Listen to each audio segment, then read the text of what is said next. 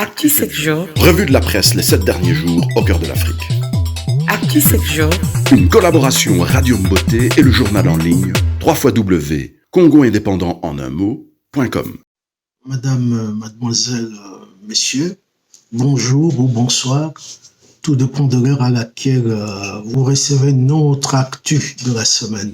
À la Cour pénale internationale, notre compatriote Antoine Kessia Mbe Mindoa a été élu deuxième vice-président de la Cour pénale internationale.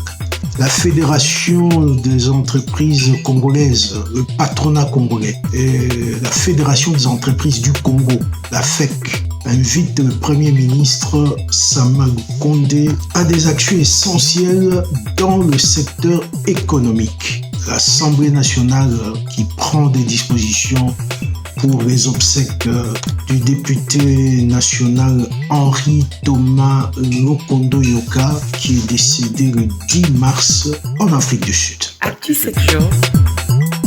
Autre élément d'actualité, c'est la polémique qui prévoit à Kinshasa au sujet des élections de 2023 entre, d'une part, la conférence des évêques du Congo qui avait publié un message.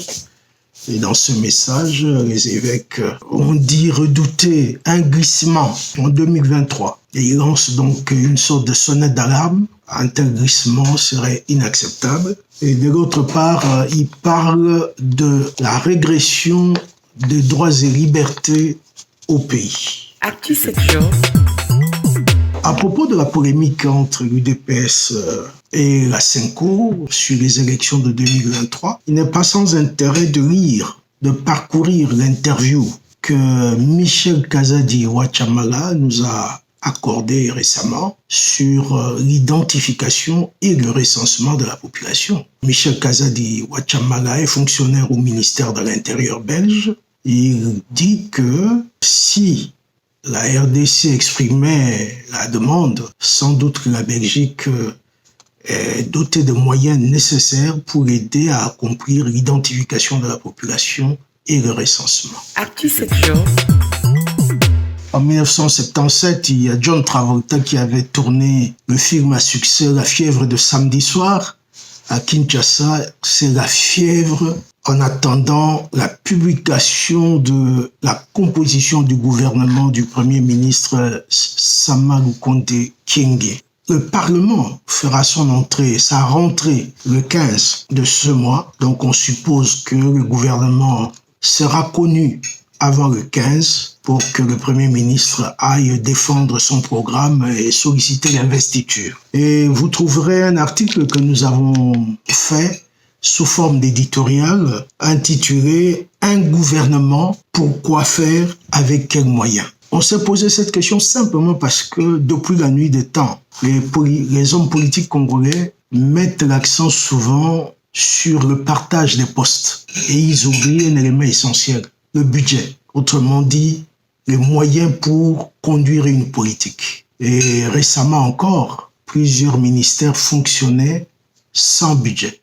On donnait au ministère uniquement les frais de fonctionnement et nous tenons ça des sources sûres. Et nous espérons que les ministres n'auront pas seulement les postes, les portefeuilles, mais aussi les moyens d'action pour accomplir le programme du gouvernement dans leur secteur d'activité. Actu 7 jours. Le mémorandum de 60 pages remis au Premier ministre Jean-Michel Sama Lukonde cadre un peu avec l'interview que le médecin colonel en retraite Luc Mayolo Moké de Akasso nous a accordé récemment. L'homme a décidé de rentrer chez lui à Bassoko, dans la province de la Chopo, pour se mettre à l'agriculture, travailler la terre, se lancer dans l'élevage et la pêche. Dans cette interview, Luc Mayolo demande aux autorités congolaises de répertorier les opérateurs qui sont déjà sur le terrain pour leur apporter l'assistance sur le plan matériel, essentiellement par des tracteurs et les outils pour l'entretien des routes de dessert agricole, pour permettre aux centres de production d'acheminer justement les vivres frais et autres vers les centres de consommation. Actu 7 jours. Vous trouverez également un article au sujet du nouvel auditeur général de forces armées de la RDC près la haute cour militaire, le lieutenant général Lucien Rikulia Bakumi. Le général Lucien Rikulia Bakumi succède au général Timothée Mukuntu Kiana. Et vous trouverez un article que nous avons rédigé à ce sujet intitulé « Auditorat général des FARDC, Rikulia, l'antithèse, le Mukuntu ». La question n'est pas provocatrice du tout. C'est vrai qu'on ne parle jamais de mal de mort, mais l'opinion n'a pas oublié que le général, l'auditeur général des FARDC, qui est décédé dernièrement en janvier en Afrique du Sud, avait plutôt une mauvaise presse. Son nom était mêlé dans plusieurs affaires judiciaires.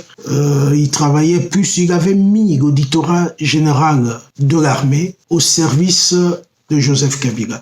Et on espère que Lucien Rikulia Bakumi sera tout à fait l'antithèse de son prédécesseur. Actu 7 jours.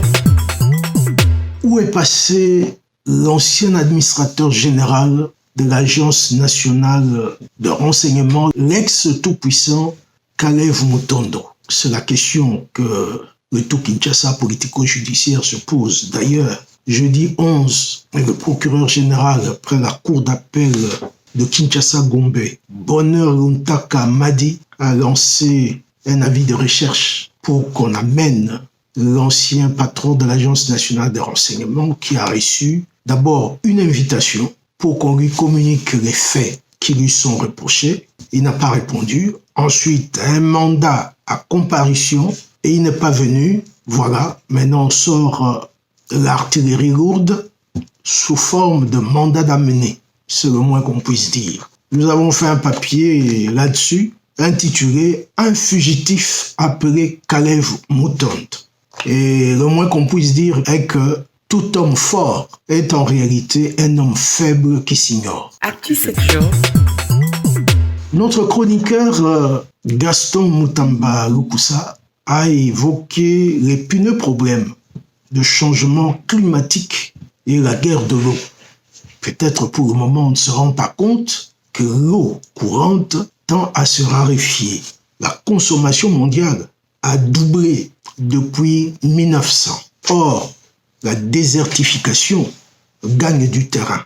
Et selon notre confrère, chaque année, un territoire équivalent à la Belgique, c'est-à-dire plus ou moins 30 000 km², est affecté par la désertification.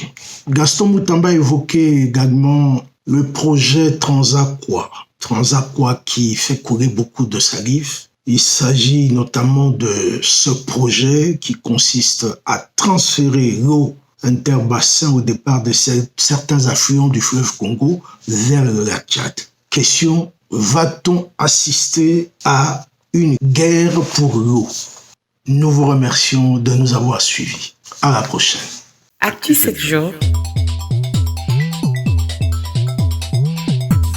Une collaboration Radio Mboté et le journal en ligne www.congoindépendant.com